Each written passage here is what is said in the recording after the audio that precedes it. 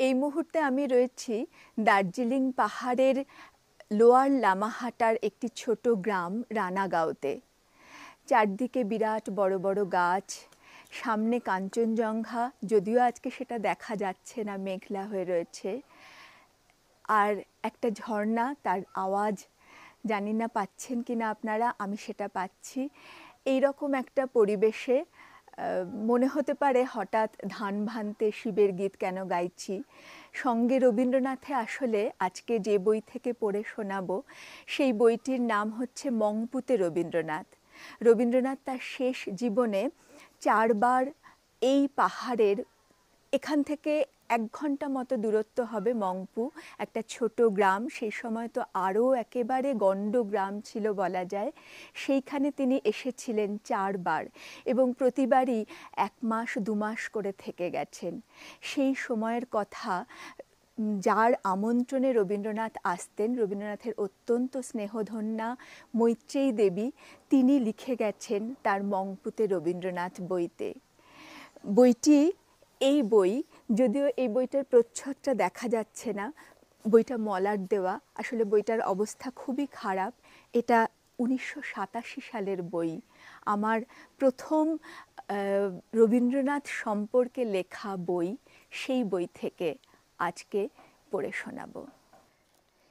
7 mile দূরে মংপু পাহাড়ের পদপ্রান্তে Reang station. সে অত্যন্ত সংক্ষিপ্ত ব্যাপার। একেই তো ট্রেনটি একটি খেলনার গাড়ি, তদুপযুক্ত লাইন এঁকে বেঁকে নেমে গেছে পাহাড়ের গা বেয়ে। ছোট একটি কাঠের ঘরের মধ্যে তদুপযুক্ত আস্তানা স্টেশন মাস্টারের। সজনে গাছের নিচে পাহাড়িদের চায়ের দোকান, তাদের প্রধান বিপণী সম্পদ। ট্রেন আসতে তখনও কিছুক্ষণ দেরি ছিল। কোনো রকমে একটা ভদ্রগোছের হাতাওয়ালা চৌকি জোগাড় করে প্ল্যাটফর্মের কাঁকড়ের উপর ওকে বসানো হলো। সামনে প্রকাণ্ড উদ্ধত পাহাড় গভীর অরণ্য বুকে করে দাঁড়িয়ে আছে। নিচে স্রোতস্বিনী কলভাসিনী নদী। মাঝখানে বসে আছেন জগতের মহাকবি, মহিমান্বিত স্তব্ধ সমাহিত মূর্তি। ধূসর রঙের জোব্বা পরা, মাথায় কালো টুপি, পথে সংগৃহীত একগুচ্ছ সিনকোনা ফুল হাতে। দূরের দিকে তাকিয়ে স্থির বসেছিলেন। সর্বদা দেখেছি পথে বা গাড়িতে উনি খুব কম কথা ধীরে ধীরে বলতেন। হিমালয়ের এক প্রান্তে এই নগণ্য জনবিরল গ্রামের অতি ক্ষুদ্র স্টেশনের ধূলিমলিন প্ল্যাটফর্মের উপর জরাজীর্ণ চৌকিতে বিশ্ব আদৃত মনীষী বসে আছেন, এ একটা দেখবার মতো ঘটনা। ক্রমে ক্রমে যে কয়েকজন সম্ভব দর্শক জুটে গেল। স্টেশন মাস্টার ও কেরানি প্রভৃতি যেতুন 2-3 ঘর বাঙালি আছেন, তাদের অন্তঃপুরচারিণীরা সুদীর্ঘ অবগুণ্ঠনাবৃত হয়ে এসে প্রণাম করলেন একে একে। মনে পড়ে সেবার গাড়িতে আমরা কি আনন্দ কোলাহলে কাটিয়েছিলাম। ছোট খেলার গাড়ির একটা কম্পার্টমেন্ট, চেয়ারে বসে বাইরের দিকে চেয়েছিলেন, আর আমরা ওর পিছনে বসে সবাই মিলে মহা সমারোহে ভোজন পর্ব চালাচ্ছিলুম। তখন বর্ষা শুরু হয়েছে। স্রোতস্বিনী তিস্তার ঘোলা মেটে জল বড় বড় পাথরের চারদিকে পাক খেয়ে খেয়ে ঘুরে চলেছে। খুকু বলালো, দাদু জল যায় ভেসে। দাদু বললেন, এই তো বেশ হয়েছে, এখন আর একটা লাইন বলো, এ তো প্রায় হয়ে এলো। কিন্তু খুকুর দৌড় ওই ভেসে যাওয়া পর্যন্তই, আর অগ্রসর হলো না। অগত্যা দাদুই বললেন, বলো না, জানি নে কোন দেশে। মানি ব্যাগ খুলে কাগজ পেন্সিল বের করলেন। হ্যাঁ হ্যাঁ, লিখে ফেলো 2 কবির ডুয়েট। প্রায় সমস্ত পথই বাইরের দিকে চেয়ে চুপ করে বসেছিলেন। ওই যে দেখলে না ফুলগুলো, ওকেই তো বলে লিলি অফ দ্য ভ্যালি।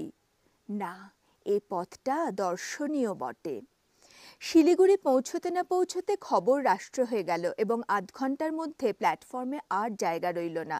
সারি সারি ছেলের দল খাতা পেন্সিল নিয়ে তার মধ্যেই অটোগ্রাফের জন্য তৈরি হয়ে গেছে।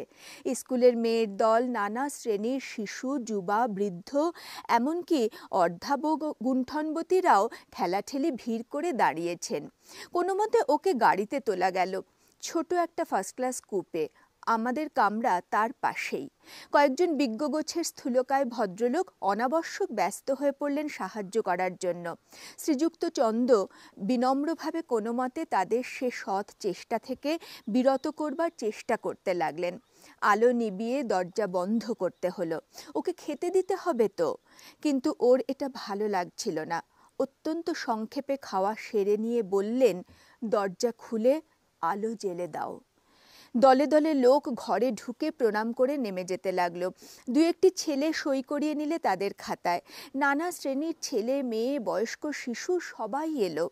উনি স্থির স্তব্ধ হয়ে নিচের দিকে চেয়ে বসে আছেন, হাত জোর করে সকলকে প্রতি নমস্কার করছেন। আমরা এক কোণে দাঁড়িয়ে এই দৃশ্য দেখতে লাগলুম। দেখে দেখে মন ভরে ওঠে। সব লোক চলে যাবার পরও তেমনি স্থির হয়ে বসে রইলেন। সেবার কলকাতা পৌঁছে স্টেশনে নেমেও কিছু অন্যমনস্ক দেখেছিলুম তাকে। পরে জোড়াসাঁকোয় ডেকে পাঠালেন দুপুরবেলা। একটা পাতলা সাদা পাঞ্জাবি পরে বসে আছেন, পাশে একরাশ রজনীগন্ধা। আমাদের পাহাড়ি পোশাক বদল করে অন্য রকম দেখাচ্ছিল। দেখো, ক্ষমা প্রার্থনা আছে, আজ সকালে স্টেশনে তোমাদের কাছে যথোপযুক্ত বিদায় নেওয়া হয়নি। কখন তোমরা চলে গেলে, এত অন্যমনস্ক ছিলুম, দেখতেই পাইনি। কাল সন্ধে থেকে ভাবছি। যখন ভিড় করে দাঁড়ালো সব গাড়ির সামনে, আমার কি আশ্চর্য বোধ হলো বলতে পারি নে। কেন সবাই এমন করে আমাকে দেখতে চায়? এই দেখতে চাওয়ার মধ্যে একটা অকথিত উপদেশ আছে।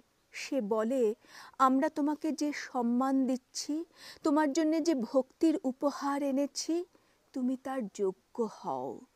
মন আপ্লুত হয়ে যায়। জীবনে কতবার এমন ঘটেছে, মানুষের হৃদয়ের শ্রদ্ধা নিবেদন অজস্র ধারায় পেয়েছি। ভাবছিলুম বসে বসে, সত্যি আমার পাওনা কতটুকু তার মধ্যে। যখন দলে দলে এসে প্রণাম করতে লাগলো, বলবো কি, মুখে কথা সরে না।